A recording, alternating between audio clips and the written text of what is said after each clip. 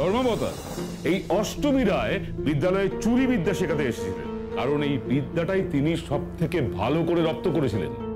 আমাদের নবগ্রামের একমাত্র অভিভাবক ঠাকুর পুরুষোত্তম সিংহ এই মেয়েটি সুরক্ষার জন্য তাকে নিজের বাড়িতে ঠাঁই দিয়েছিলেন। কিন্তু এই মেয়ে সিংহ বাড়িতে থাকবার সুযোগ নিয়ে বৌরানীর গলা থেকে বৌরানীর হার চুরি করেছে। বলুন ধর্মাবতার, এর শাস্তি কি হওয়া উচিত আপনিই বলুন। এর মেয়ে চরম শাস্তি চাই, মেয়ে পাপিষ্টা।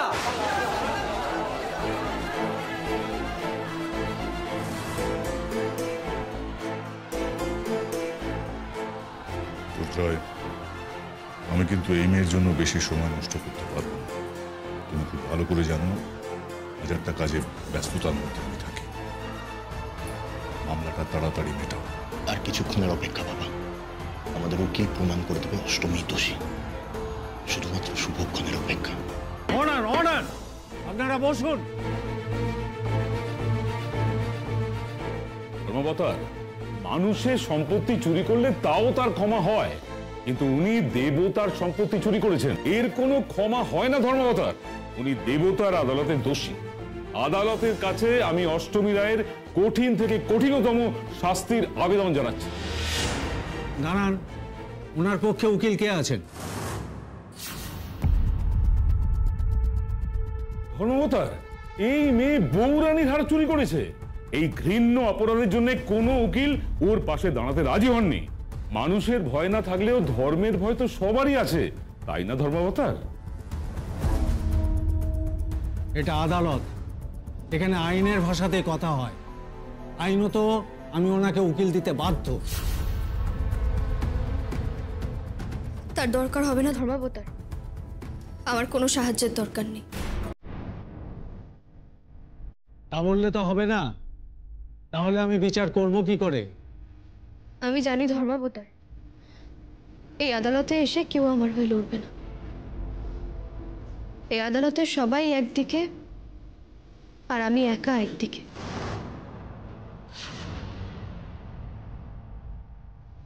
আমি কোনো দিকেই নই। এই বিচারকের আসনে আমি নিরপেক্ষ। আমার কাজ সত্যের পক্ষে রায়দান করা।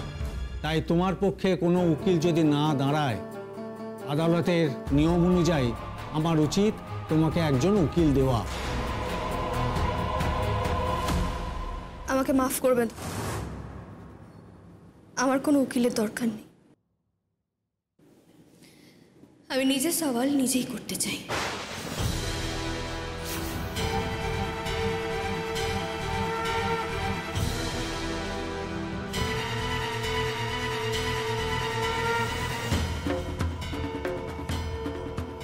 বাবা, এটা এখন সময় নয়। এই উকিল বাবু, আপনি চুপচাপ দাঁড়িয়ে আছেন কেন? অবজেকশনটা বলুন। Objection your honour. Objection over ruled. আপনি বলুন আপনার কি বলার আছে। কি সাহস মেয়েটা, এখনো জোরে জোরে কথা বলে যাচ্ছে, ওর জিভ খসে পড়বে। না, অষ্টমী শেষ পর্যন্ত লড়বে।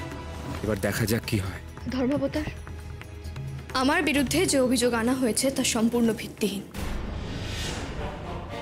Objection milord. Objection over ruled. আগে ওনাকে বলতে দিন। আপনি বলুন। ধর্মাবতার, আমি চুরি করিনি, আমাকে মিথ্যে অভিযোগে ফাঁসানো হচ্ছে। আর আমি যে হারটা চুরি করেছি তার কোনো প্রমাণ ওনাদের কাছে নেই। Objection my lord, objection. Objection sustained. আপনি তো ওনার কথা ওনাকে বলতেই দিচ্ছেন না। ঠিক আছে, আপনার কি আছে বলুন। ধর্মাবতার, উনি রেড হ্যান্ডেড ধরা পড়েছেন, মানে চলতি কথায় বামাল সমেত গ্রেপ্তার হয়েছে। ওনার ব্যাগ থেকেই হারটা পাওয়া গেছে, এর থেকে বড় প্রমাণ আর কি হতে পারে? তারপরে উনি বলে যাচ্ছেন যে উনি চুরি করেননি, চুরি করেননি। এ তো হাস্যকর ব্যাপার মিলর্ড। ধর্মাবতার, আপনার অনুমতি থাকলে আমি আপনাকে দেখাতে চাই যে ওনার প্রমাণটা ভিত্তিহীন।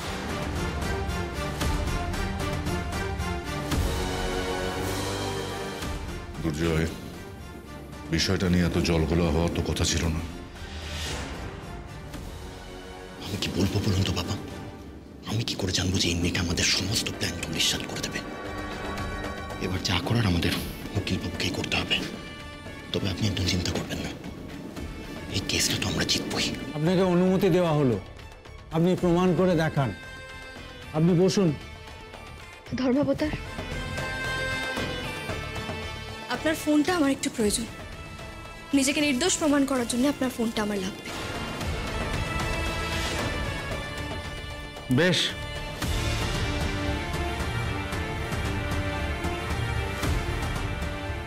উকিল বাবু বলুন কিছু। অবজেকশন মিলর্ড, এই কাজ সম্পূর্ণভাবে আদালত বিরুদ্ধ। Objection over ruled. আদালত দেখতে চায় উনি কিভাবে নিজেকে প্রমাণ করতে পারেন যে উনি নির্দোষ। আপনি বসুন প্লিজ। বারে বারে এভাবে অবজেকশন দেবেন না।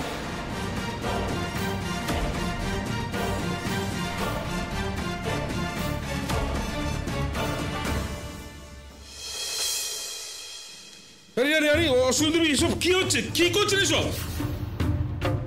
ধর্মাবতার কিছু বলুন, এসব কি করছেন উনি? এটাই তো আমি বোঝানোর চেষ্টা করছি ধর্মাবতার, এবং আপনারা সবাই, আপনাদের সকলের সামনে আপনারা দেখলেন যে আমি ধর্মাবতারের ফোনটা নিয়ে এসে উকিলবাবুর পকেটে ঢুকিয়ে দিলাম। এটা যদি আপনাদের সকলের সামনে না ঘটতো, এই ঘটনাটা যদি আমি সকলের অলক্ষ্যে ঘটাতাম, তাহলে আপনারা কি ভাবতেন? যে উকিলবাবু ধর্মাবতারের ফোনটা চুরি করেছে। কি তাই তো?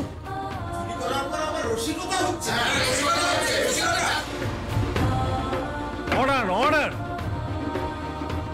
মেয়েটার বুদ্ধি আছে বলতে হবে। ধর্মাবতার অমূলক যুক্তি দিয়ে আদালতের নজর ঘোরাবার চেষ্টা করছেন এই অষ্টমী দেবী। উনি আপনার ফোন নিয়ে কেরামতি দেখালেন ঠিকই, কিন্তু ওনার নিজের ফোন যে ওনাকে কতটা ফাঁসিয়ে দিয়েছে উনি কিন্তু জানেন না। এই তো এতক্ষণে উকিলবাবুর মাথা খুলেছে। কি বলছেন পরিষ্কার করে বলুন। ধর্মাবতার, চুরির দিন সকালেই মন্দির থেকে অষ্টমী দেবীর ফোন পাওয়া গেছে। ধর্মাবতার, আমি ভুল করে ফোনটা মন্দিরে ফেলে এসেছিলাম। ও, ভুল করে? আচ্ছা, তা কখন আপনি মন্দিরে গিয়েছিলেন বলুন তো? আমি আগের দিন রাতে মন্দিরে গেছিলাম। সম্পূর্ণ কথাটা বলুন অষ্টমী দেবী। আগের রাতে নয়, গভীর রাতে গিয়েছিলেন। ধর্মাবতার, উনি যে গভীর রাতে মন্দিরে গিয়েছিলেন আর কিন্তু একাধিক সাক্ষী আছে। আমি প্রথমেই কাঠগড়ায় ডাকতে চাই ঋতুপর্ণা সিংহ, অর্থাৎ পুরুষোত্তম সিংহের ছোট পুত্রবধূকে। অনুমতি দেওয়া হলো। ঋতুপর্ণা সিংহ কাঠগড়ায় আসুন।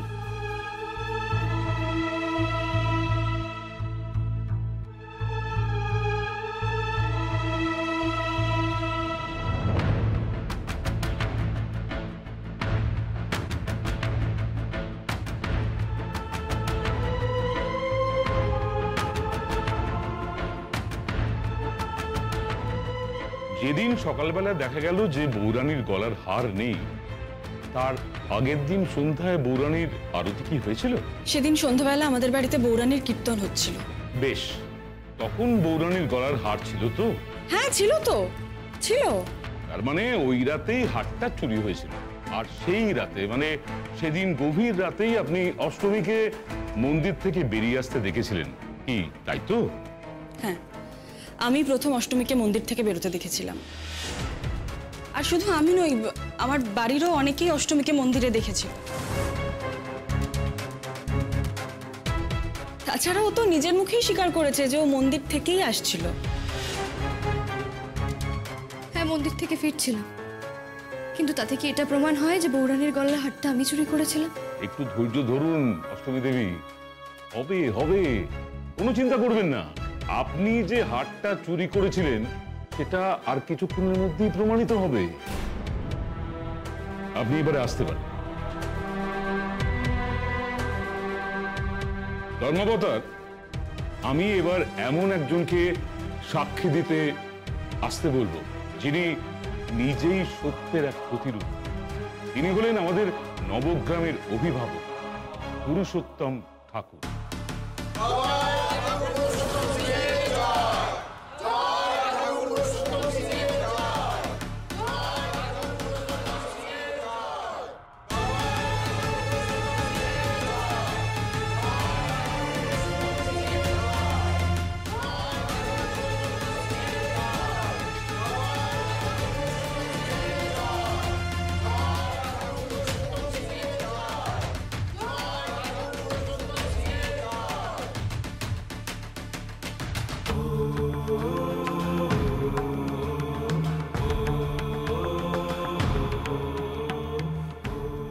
যাহা বলিব সত্য বলিব, সত্য বই মিথ্যে বলিব না।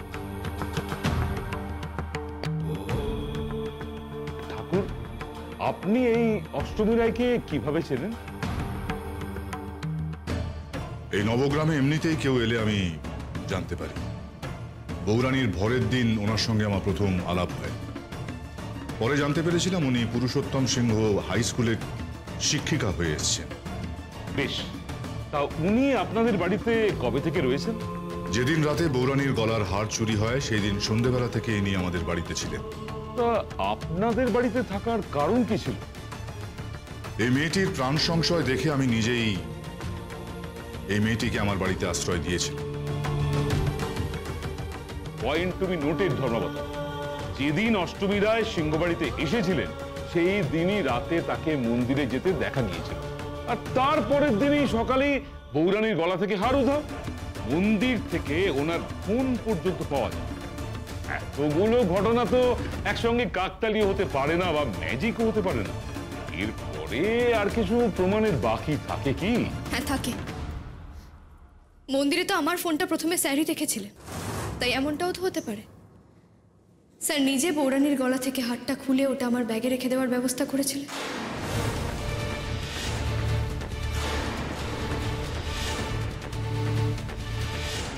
ধর্মাবতার, এই ব্যাপারটাই আমি আপনার ফোন নিয়ে বোঝাতে চেয়েছিলাম। ঠাকুরের নামে এত বড় অপবাদ আমরা এসব একদম সহ্য করব না।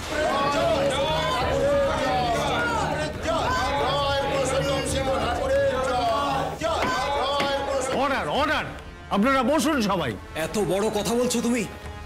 তুমি জানো তুমি কার দিকে আঙুল তুলছো? আপনি বসুন। বসবো মানেটা কি? আমার বাবার নামে কথা বলছে। ও জানে ওর এত বড় সাহস হয় কি করে? আপনি বসুন, নইলে আদালত অবমাননার দায়ে আপনাকে আমি হাজতে পড়ব। আরে রাখুন আপনার হাজত। যে মানুষ ঈশ্বরের দিকে আঙুল তুলতে পারে সে... বসো।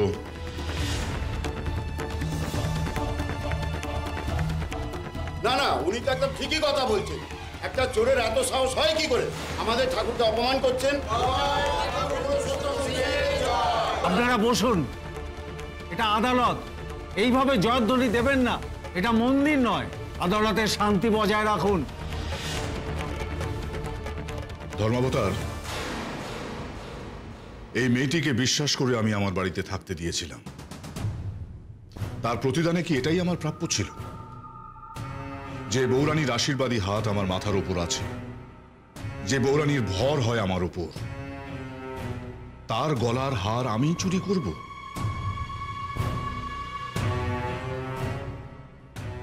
এত মানুষ আমাকে ঠাকুর বলে, তাদের বিশ্বাস নিয়ে ছিনিমিনি খেলবো আমি? আপনার এটা সত্যি বলে মনে হয়? এই তো এত ভক্তগণেরা এখানে বসে আছে, তাদেরকে জিজ্ঞেস করুন, আপনারাই বলুন না, এটা কি সত্যি হতে পারে? এমনটাও কি সম্ভব? না না, আমরা কেউ বিশ্বাস করি না।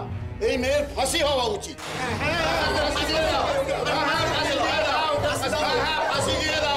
অর্ডার অর্ডার অর্ডার, আপনারা শান্তভাবে বসুন, শান্তভাবে বসুন আপনারা।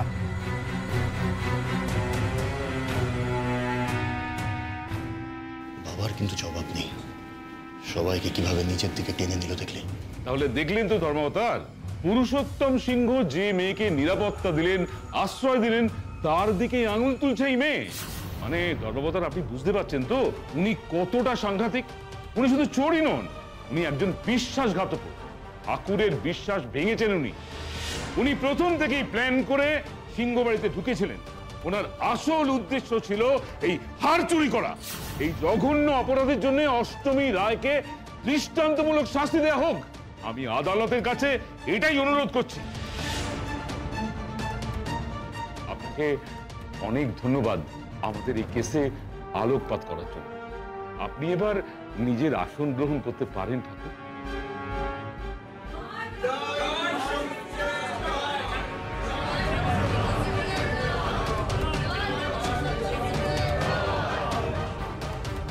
এবার কি করবে অষ্টমী?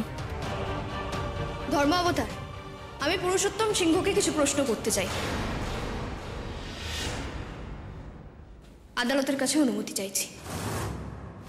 অনুমতি দেওয়া হলো। ধর্মাবতার, এখানে সবাই জানেন যে পুরুষোত্তম স্যার আমাকে ওনার বাড়িতে থাকার অনুমতি দিয়েছিলেন। আমার প্রাণ বাঁচানোর জন্য, কিন্তু আজকে আমাকে সত্যিটা বলতেই হবে। আমাকে ক্ষমা করবেন স্যার, আজ আমার দেওয়ালে পিঠ থেকে গেছে, তাই এই সত্যিটা আমাকে আজকে বলতেই হবে। ধর্মাবতার, আসল সত্যিটা হলো উনি নিজের বাড়িতে আমায় আশ্রয় দেওয়ার আগে উনিই লোক পাঠিয়েছিলেন আমাকে নবগ্রাম ছাড়া করবে বলে।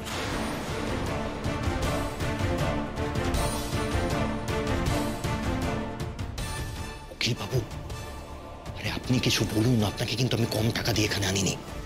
আপনার উপরে আমার ভরসা।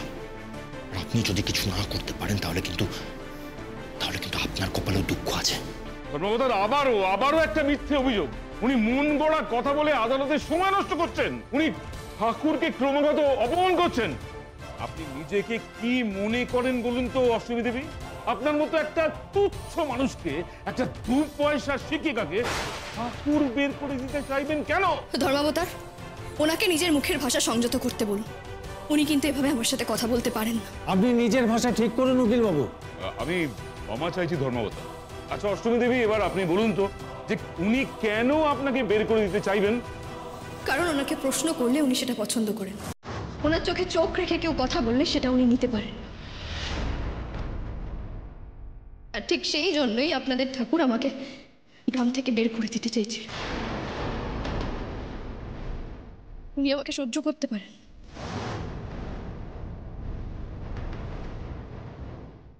আচ্ছা অষ্টমী দেবী, আপনার কথা মতো যিনি আপনাকে বের করে দিতে চেয়েছিলেন তিনি আপনাকে আবার তার নিজের বাড়িতে আশ্রয় দিলেন, কিন্তু কেন? কারণ তখন উনি বুঝলেন যে আমাকে দমিয়ে রাখা যাবে না, তাই উনি আমাকে নজরে নজরে রাখার জন্য ওনার বাড়িতে আশ্রয় দিলেন। তারপর এখন সুযোগ বুঝে আমাকে এভাবে ফাঁসিয়ে গ্রাম ছাড়া করতে চাইছেন। এই মেয়েকে আমি যা ভেবেছিলাম তার চেয়ে অনেক বেশি সাংঘাতিক। পুরুষোত্তম সিংহর সঙ্গে শেয়ানে টক্কর দিচ্ছে। আমি কিভাবে ছক সাজিয়েছিলাম সেটা ও জানলো কি করে?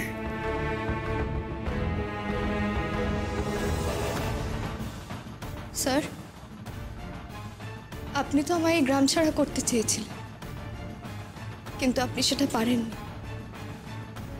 এখন চুরির দায়ে আমাকে ফাঁসিয়ে আপনি এই গ্রাম থেকে তাড়াতে চাইছেন। আমি কি কিছু ভুল বলছি স্যার? আমি যদি কিছু ভুল বলে থাকি তাহলে আমাকে ক্ষমা করবেন। আমাদের ঠাকুরকে তখন থেকে অপমান করে যাচ্ছে এই মেয়েটা। না না, এই মেয়েকে কিছুতেই নবগ্রামে থাকতে দেওয়া যাবে না। জয় ঠাকুর পুরুষোত্তম সিংহের জয়। জয় ঠাকুর পুরুষোত্তম সিংহের জয়। জয় ঠাকুর পুরুষোত্তম সিংহের জয়। আস্তে আস্তে, আমি বারণ করা সত্ত্বেও এভাবে আপনারা জয়ধ্বনি দিচ্ছেন। এটা আদালত, এখানে নিয়ম শৃঙ্খলা বজায় রাখুন। ধর্মাবতার, ঠাকুর যেখানে থাকবে সেটাই তো মন্দির, জয়ধ্বনি তো হবেই।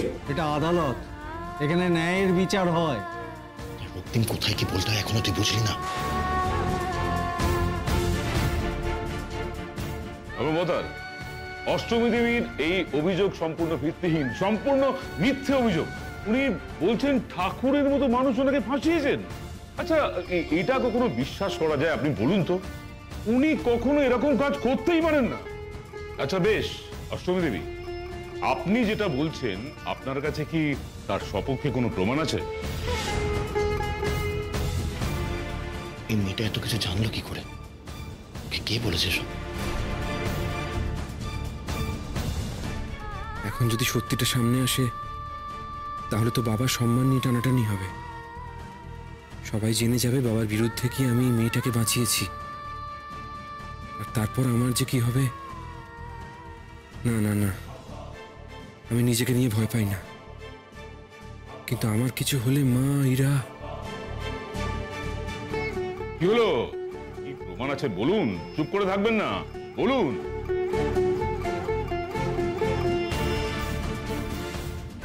এর সপক্ষে আমার কাছে কোনো প্রমাণ নেই।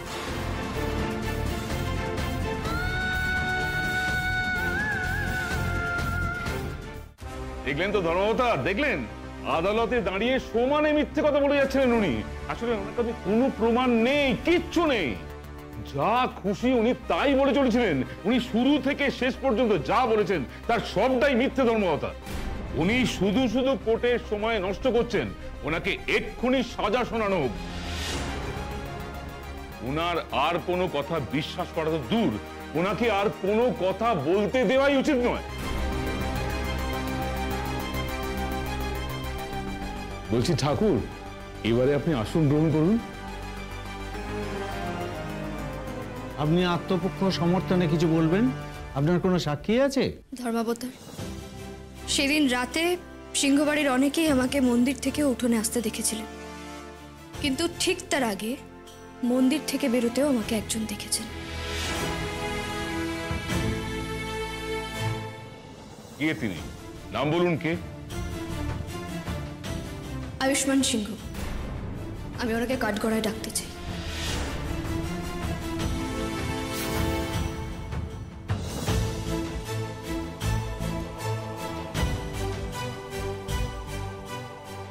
এই জন্য ওকে আমি কোনো কাজের সঙ্গে করে নিয়ে যাই না।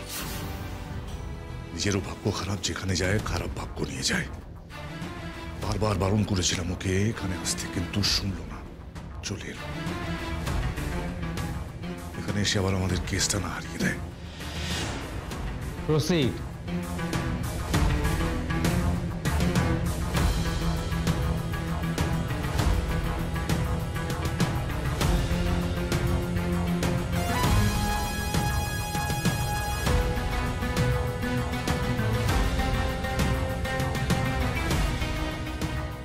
যাহা বলিব সত্য বলিব, সত্য বই মিথ্যা বলিব না।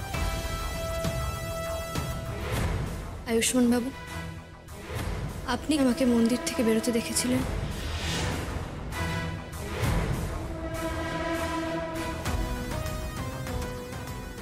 হ্যাঁ।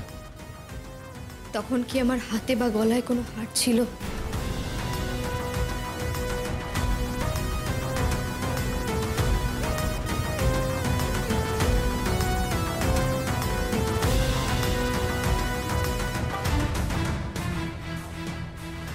না।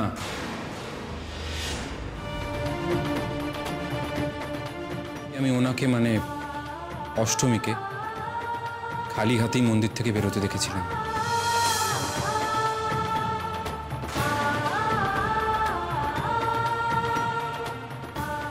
বাবা প্লিজ, আপনি এখন এরকম কিছু করবেন না। আমাদের একটা ভুল চালকেও অষ্টমী ওর নিজের অস্ত্র হিসেবে আমাদের বিরুদ্ধে